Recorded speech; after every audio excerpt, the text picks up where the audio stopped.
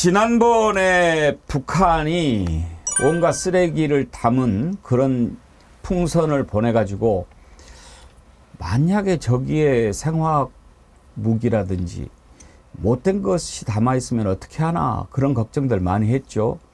그랬는데 2번 보냈다가 또 안 보내겠다고 그랬어요. 쟤네들 맘대로죠. 근데 이제 보니까 우리가 대북 전단 살포하고 막 그러니까 또 뭐 그렇게 하는 것 같은데 우리가 이제 확성기 방송도 하고 그러니까 다시 또 보내는 겁니다. 그래서 이거 이렇게 서로 주고받고 하다가 이거 이제 점점 에스컬레이트 되면은 어떻게 되나 걱정하는 분들이 많습니다. 일단 대통령실에서는 이런 것 다 책임 북한에 있다라고 하는데 대통령실 대변인, 민주당 대변인 반응을 먼저 들어보죠. 회의 참석자들은 우리 국민의 불안과 사회의 혼란을 야기하려는 북한의 어떠한 시도도 용납할 수 없다고 입을 모았습니다. 이에 회의 참석자들은 지난 5월 31일 정부가 예고한 대로 상응 조치들을 취해 나가기로 했습니다. 우리 군은 오늘 중 대북 확성기를 설치하고 방송을 실시할 것입니다. 앞으로 남북 간 긴장 고조의 책임은 전적으로 북측에 달려 있을 것임을 분명히 합니다. 정부는 북한의 어떠한 도발에도 확고하고 빈틈없는 대비태세를 유지할 것이며 우리 국민 안전과 국가 안보에 만전을 기해 나갈 것입니다. 예, 민주당 대변인 얘기도 들어보죠. 정부의 대응이 현명한 것인지는 의문입니다. 이 같은 조치는 국지전으로까지 비화할 수 있는 위험을 내포하고 있습니다. 대북 전단 살포를 오물풍선으로 대응한 북한의 도발에 대해 확성기 설치와 방송으로 맞대응하는 것은 자칫 빈대 잡으려다 초가삼간 태우는 우를 범할 수도 있습니다. 싸워서 이기면 하책, 싸우지 않고 이기면 중책, 싸울 필요도 없는 평화 상황을 조성하는 것이 상책입니다. 힘들고 어렵지만 우리가 가야 할 길은 평화입니다. 임건숙님께서 이런 글 주셨어요. 전쟁 일으킬까 봐 너무 무섭고 걱정됩니다. 천공이 짚어준 날에 맞춰서 일을 벌이는 건 아닐까. 김종도 의원님, 많은 분들이 걱정하시는데 지금 상황 어떻게 보십니까? 그 전에 뭐 천공 얘기도 하셨습니다만 이분들의 사고방식을 한번 제가 좀 해석을 해드려야 될 것 같은데 작년에 천공이 얘기한 건 남북 긴장이 고조되면 고조될수록 좋다. 그랬어요. 예, 그럴수록 이제 결정적인 통일의 기회가 그때 찾아오기 때문에. 인재개발원장인가 하는지 아는 뭐 대통령이 주연정 준비하고 있다고 얘기도 했어요. 거긴 뭐 워낙 미친 사람이니까 얘기할 가치도 없는데 그건 거의 뭐 저기 공무원 인재개발원이 아니라 저 재교육센터 가셔야 될 분이고. 말이 안 되는. 그런데 조금 그래도 조금 균형 감각이 있고 좀 지식 수준이 높을 만한 사람. 예컨대 국립외교원장 박민희 교수, 서울대 교수가 저기 지금 국립외교원장인데 천공이 얘기하고 정확히 보름 뒤에 이렇게 얘기합니다. 이 긴장 고조가 우리한테는 기회일 수 있습니다. 그런데 둘 다 2025년 통일론이고 박민희 국립외교원장의 발언은 올해 연초에 그 통일부 장관 주재로 유관기관장 간담회에서 나온 얘기예요. 공식적 자리에서 나온 얘기란 말이죠. 그러니까 2025년 통일론으로 가려면은 이렇게 가야 되는 게 맞죠. 왜냐하면은 더 긴장을 고조시켜서 이제 북한에 마지막으로 가르쳐 줄 수 있는 그 기회의 창문이 이제 열리는 거니까. 이거야말로 환희의 순간 아닙니까? 자, 이런 식의 프레임이 하나가 있는 거고. 또 한 가지는 이제 우리 사회 이제 안보주의자들이 얘기하는 소위 억지론이라는 건데 우리가 북한의 도발을 막고 평화를 지키려면 힘에 의한 평화밖에 없다. 그리고 확성기 방송은 북한에 너무 치명적이기 때문에 이것으로 북한의 대북 풍선도 억제되는 것이다. 이 얘기를 하는 건데 이 이야기는 하루 만에 측이 다 깨졌죠. 우리가 한다 그러니까 이제 김여정은 이제 듣도 보도 못한 새로운 대응책을 고민하겠다 그랬거든요. 그러니까 이런 상황은 뭐냐면은 일종의 자기 주관인 거예요. 모든 걸 나로 중심으로 돌아가는 일종의 어떤 천동설을 주장하는 거예요. 내가 세상의 중심인 거예요. 그러니까 북한은 당연히 내 프레임에 끌려온다고 하는 일종의 오만에서 나오는 거지. 굉장히 어떤 그 우월감, 오망은 이런 걸로 세상을 본다는 거예요. 이 안보라는 건 상대가 있는 거고 하나의 어떤 그 게임의 법칙이라는 게 있는 거거든요. 그런데 이런 걸 무시하고 이제 계속 밀어붙인다.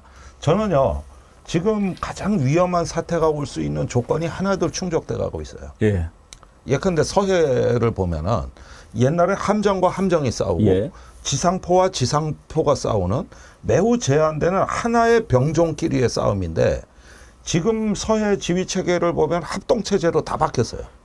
북한의 사군단이 지해공 합동부대가 됐고 우리 서북도서 방어사령부가 해병대 사령관이 맞지만 공군 해군이 다 배속돼 있다.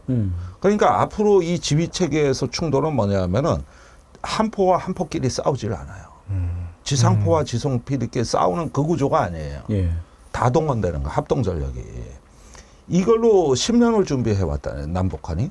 근데 여기에서 북한 측의 경고가 나온 겁니다. 0.001mm라도 침범하면은 응징하겠다. 예. 이게 올해 1월에 나온 거고. 그다음에 저기 접경 지역에서는 어떠냐? 이 확성기 방송은 군사적 대응의 교리가 북한 쪽에 섰습니다. 그래서 그 박근혜 정부 때 북한이 고사총을 우리 확성기를 향해 쏜 거고 예. 우리가 자주포로 응사한 거거든요. 이때가 가장 위험한 순간이에요. 예. 그때가 목함질의 사건이 있던 그 무렵이에요. 이때가 가장 위험한 순간이었고 그때 우리 대구 비행장에서는 이게 지상정 교전이 벌어지면은 그 항공력으로 지원하려고 F-15에 공대지 미사일을 탑재하고 대기하고 있던 상황이었다고. 아주 일촉즉발이었군요. 가까스로 멈춘 거예요. 그러면 지금 상황은 뭐냐 하면은 누가 더 빨리, 누가 더 압도적으로 이 상황을 주도하느냐의 게임이거든요. 그러면 북한 측에서는 아마 이런 어떤 그 불리한 교전 상황보다도 GPS나 사이버 쪽에서 먼저 일을 꾸밀 가능성이 높고 북한의 확성기 대응은 기본이고 이거는 그 다음에 추가적인 행동 한두 가지가 지금 예고돼 있는 거라고 할 수가 있죠. 그리고 북한은 말하면 합니다. 지금까지 경고하면 거의 다 했어요. 지금 말씀 들어보면 상황이 그렇게 간단한 것 같지는 않은데 지난번에 윤석열 대통령 독일 덴마크 순방 취소한 것은 뭐 민생 문제 뭐 그랬잖아요. 그때 당시 민생이 어땠는지는 뭐 제껴두고.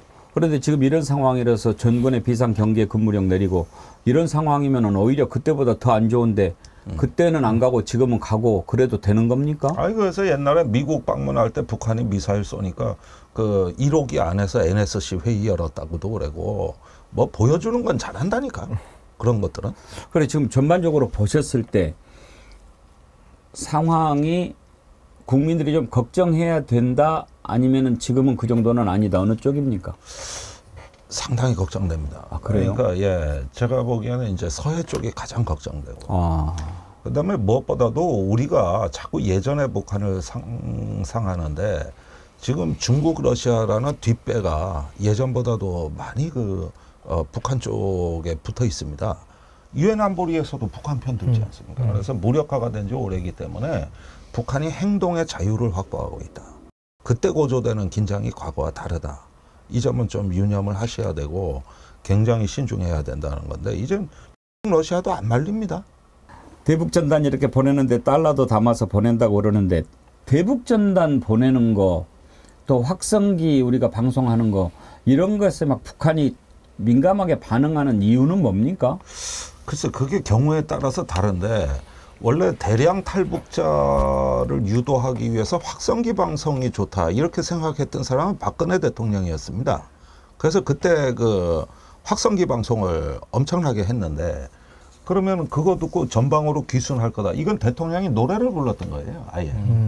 외교안보부처 정부 업무보고에서 다 그랬어요. 그런데 하도 안 넘어오니까 억지로 한 명 기순자를 국방부 업무보고 때 해가지고 확성기 방송 듣고 내려왔습니다. 이러니까 대통령이 좋아하는 게 TV에 다 나갔다고. 한 명 넘어왔다는 거예요. 한 명. 더 안 넘어와요. 그런데 그때 방송 내용이 주로 이제 존엄에 대한 공격, 그 다음에 탈북 권유, 심지어 리설주, 뭐 인신공격 이런 것까지 있었거든요. 이렇게 하니까 안 넘어와요. 문재인 정부가 됐는데 보수 세력의 비판이 있으니까 확성기 방송을 문재인 정부 1년간 계속 한 겁니다. 그런데 편성이 바뀐 거예요. 날씨, 아이돌. 근데 떼거지로 넘어오네 이번에는 또. 넘어오지 말라고 거기서 잘 살으라고 방송을 했는데. 그러니까 넘어온 그 기순병사 한 명이 첫 번째 뭘 바라는 게 뭐냐 그러니까 그 방송한 여성 동무 만나고 싶다는 거 아니에요. 그 연속극 해주던 국군 심리전단의 여군 상사였거든. 거기 만나고 싶다고 만났어요. 그래서 인사도 하고 그랬다고. 그러니까 이렇게 저기 뭐야 따뜻한 방송을 해주면은 넘어오지 말고 잘 살아라 그러면 넘어와서 문제고 넘어오라고 방송하면 안 넘어오고 그러면 지금 방송은 뭐냐 이거예요. 제가 보기에 반반이에요. 반반 그거 섞어서 하는 거거든요.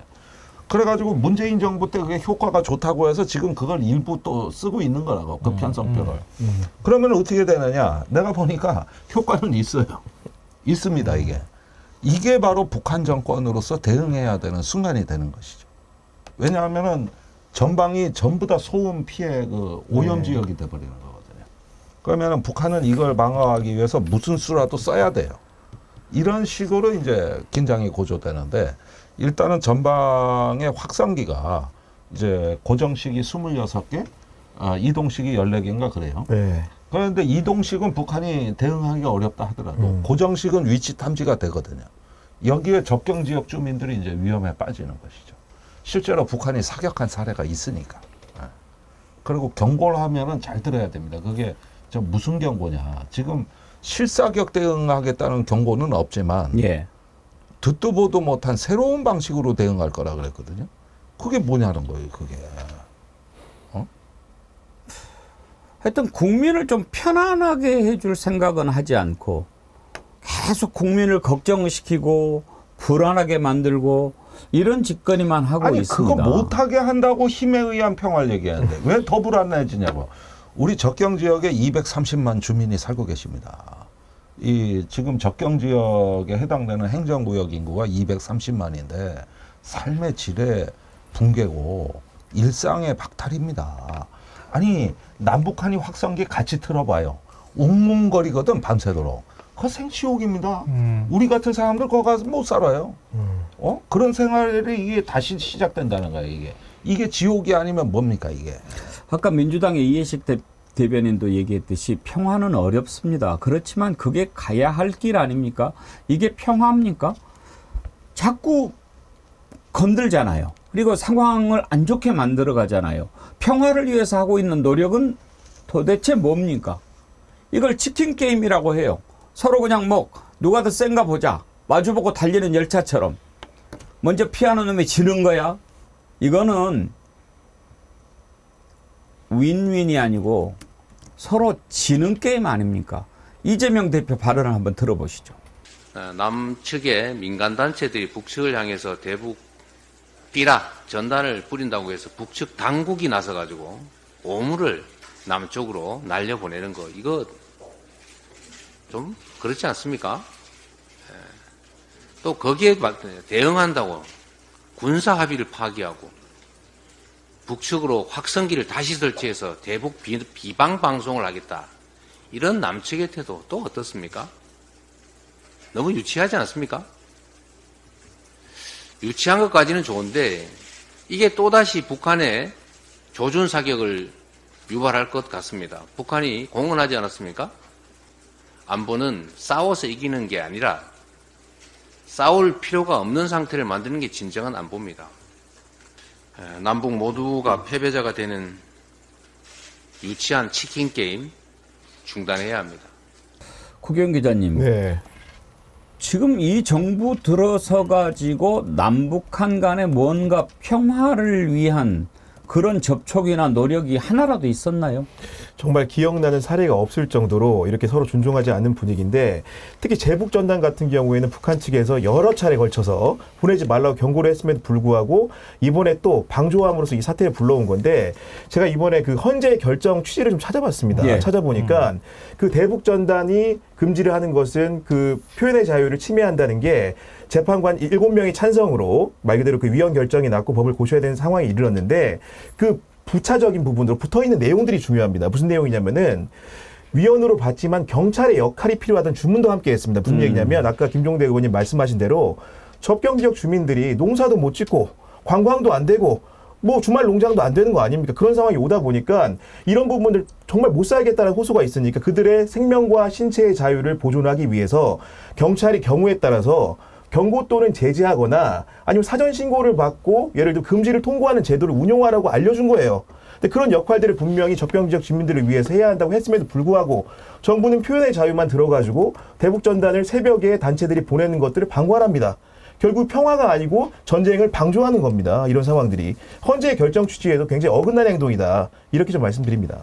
근데 김경환 평론가님, 저는 이 의도가 매우 불순해 보인다는 거예요.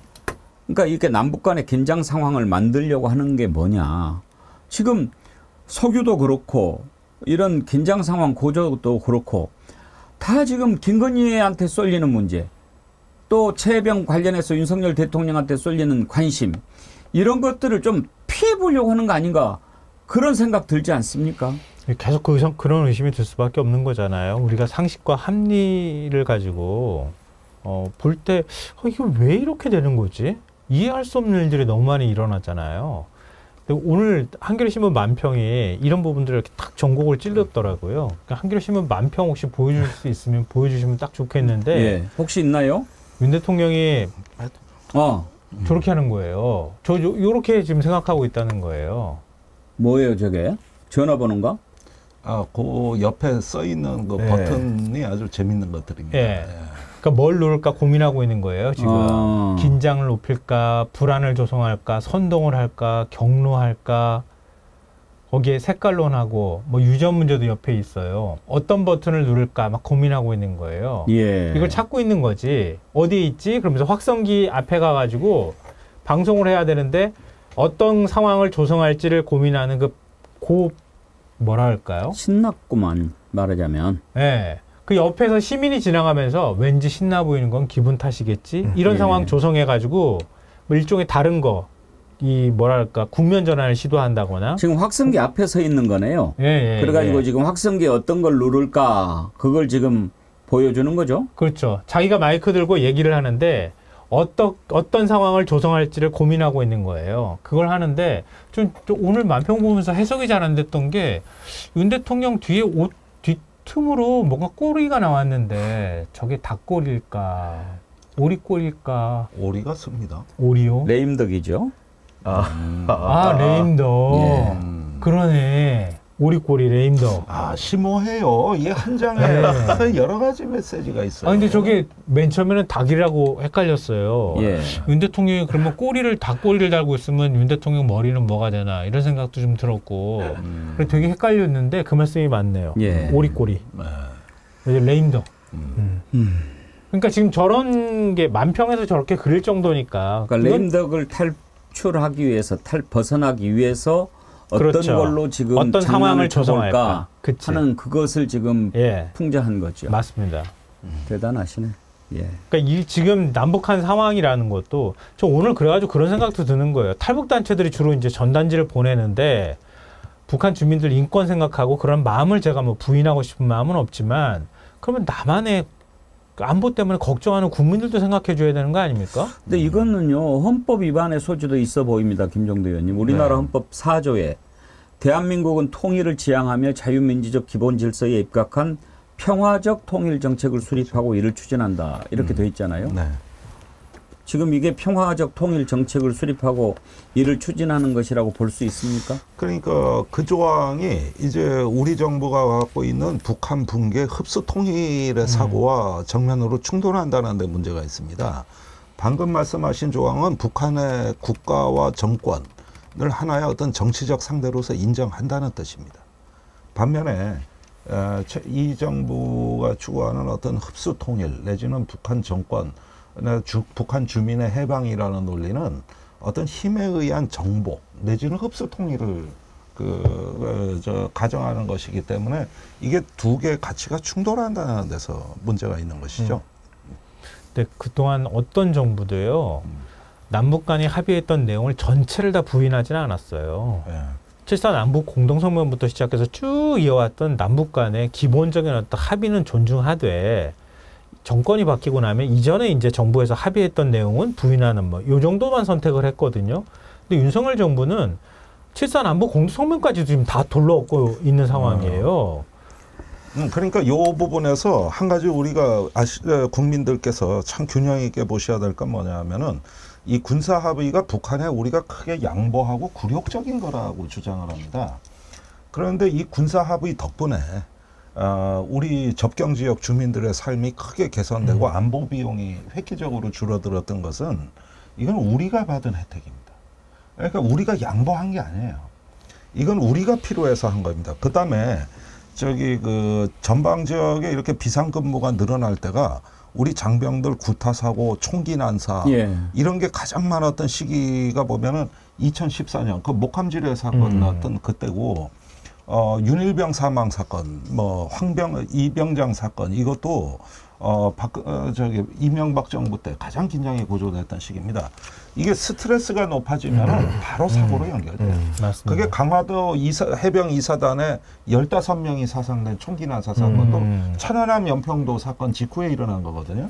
그런데 최근에 훈련병이 죽었고 또 계속 어떤 그 전방에서 피로도가 높아지면서 우리 자꾸 군 뉴스가 많아지고 있습니다. 이것도 우연이 아니에요. 이거 월급 200만 원 주고 휴대폰 준다고 해서 해결될 문제가 아닙니다. 그러니까 문재인 정부 때가 군 생활이 제일 편했어.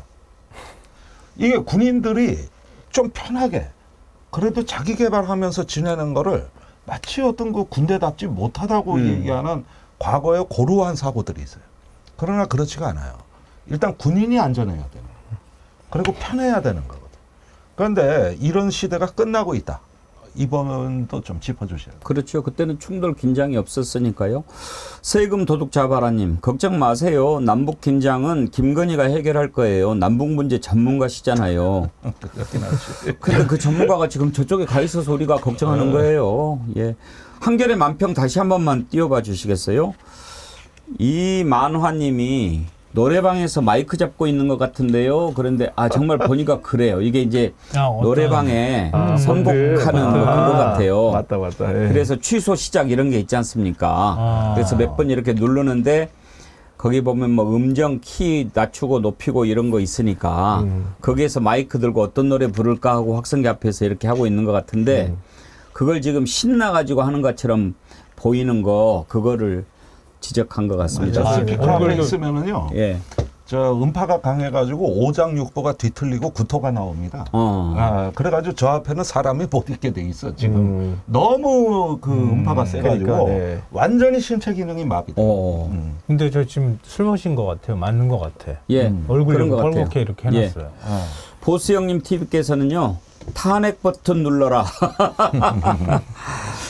예. 오늘도 참 여러분들을 즐겁게 해드리지는 못하고 항상 걱정하는 그런 방송을 하게 돼서 죄송한데요.